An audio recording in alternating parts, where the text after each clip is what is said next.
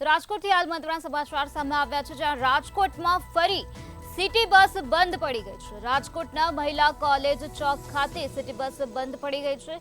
Silencer તૂટી જતા city bus બંધ પડી તો મુસાફરોએ હાલાકી ભોગવવી પડી છે। અવારનવાર સિટી બસ આ પ્રકારે બંધ પડી જાય છે, ત્યારે મેટોડા જીઆઈડીસી આઈજી ડેમની બસ બંધ પડી ગઈ છે, જેના કારણે મુસાફરોને હાલાકી ભોગવવાનો વારો આવ્યો છે।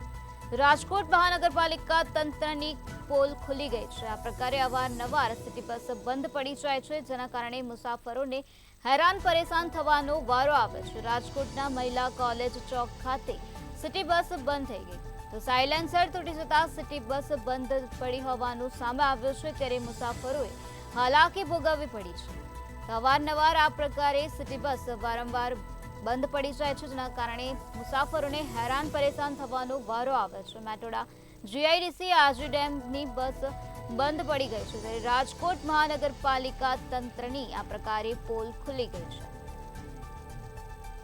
તો સાયલેન્સર તૂટી જતા સિટી બસ બંધ પડી હોવાનું સામે આવ્યું છે, જેના કારણે મુસાફરોને હાલાકી ભોગવવી પડી છે।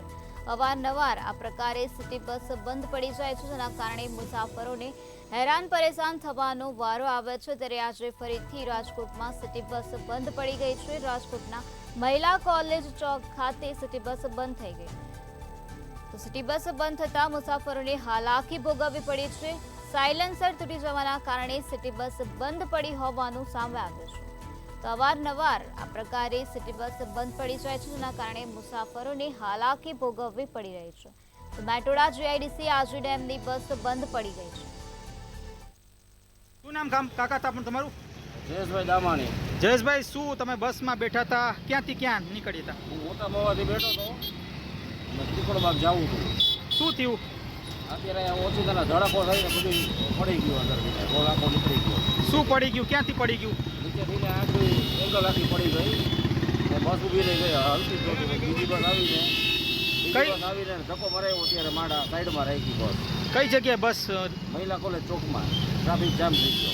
અવારનવાર આ પ્રકારની ટૂંકમાં ઘટના થાય છે, શું કહેશો આને લઈને? મોટી બસોમાં કાયમ મટા થાય છે, અઠવાડિયામાં 1-2 વાર તો હેરાન થાય જ છીએ અમે।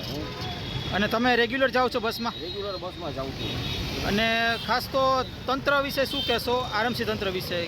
મોટી બસો છે એ બધી ઓલ્ડ થઈ ગઈ છે, હવે પૂરું કરી નાખ્યું છે એનું। હવે મૂકીને એને પછી મોટી બસો બંધ કરીને નાની ચાલુ કરાવવી જોઈએ, એટલે આમાં સુધારો કરાવવો જોઈએ, આમ ન હાલે આવી।